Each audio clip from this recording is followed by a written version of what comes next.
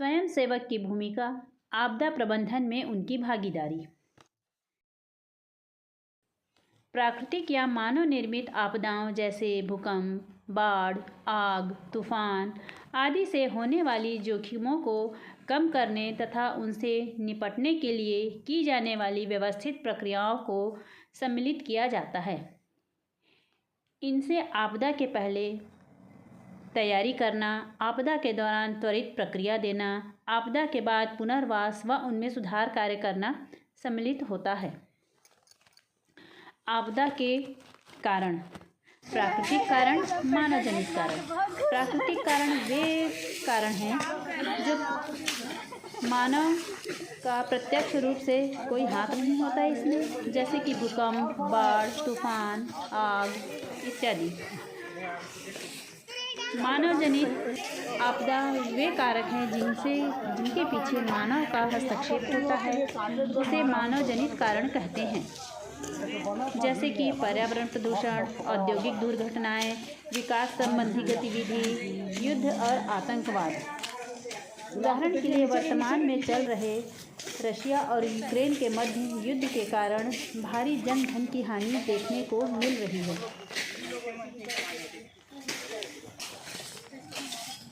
सुरक्षा के उपाय में उनका काल्यावधि के अनुसार उन्हें 3 भागों में बांटा गया है: अल्पकालिक, मध्यकालिक, दीर्घकालिक।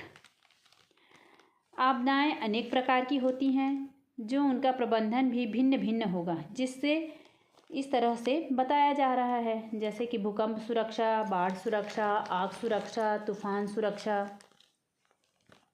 इत्यादि। चक्रवात सुरक्षा, महामारी के दौरान सुरक्षा, आपदा पुनर्स्थापना। यह एक महत्वपूर्ण प्रक्रिया है जो प्रभावित समुदाय को उनकी सामान्य जीवन शैली में वापस लाने का कार्य करती है। आपदा पुनर्स्थापन के प्रमुख चरण निम्नलिखित हैं: आवश्यक योजनाओं की बहाली। इस तरह से हम आपदाओं से बच सकते हैं। स्वास्थ्य और चिकित्सा सहायता, आवास और शरण का प्रबंधन, आर्थिक पुनर्स्थापन, शिक्षण संस्थानों का पुनर्स्थापन, आपदा निरोधक क्षमताओं का विकास। सामाजिक और मानसिक पुनर्स्थापना, प्रभावित लोगों के मानसिकता को बनाने के लिए मार्गदर्शन और सामुदायिक समर्थन की व्यवस्था की जाती है।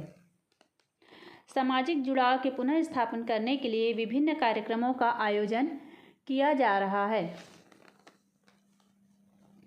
स्वयंसेवका और आपदा प्रबंधन संगठन। आपदा से निपटने के लिए स्थानीय स्वयंसेवकों और समुदाय समूहों का गठन किया जाता है, ताकि आपदा के समय त्वरित और प्रभावी सहायता मिल सके।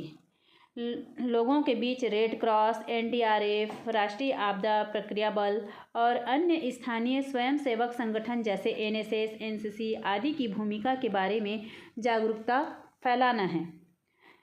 सूचना का प्रसार करना। आपदा की सूचना और चेतावनी प्रणाली के बारे में जागरूकता बढ़ाई जा रही है, जिससे रेडियो, टीवी, एसएमएस, अलर्ट और व्हाट्सएप के द्वारा सूचना प्रदान करने का कार्य किया जा रहा है।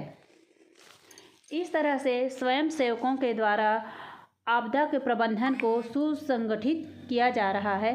धन्यवाद।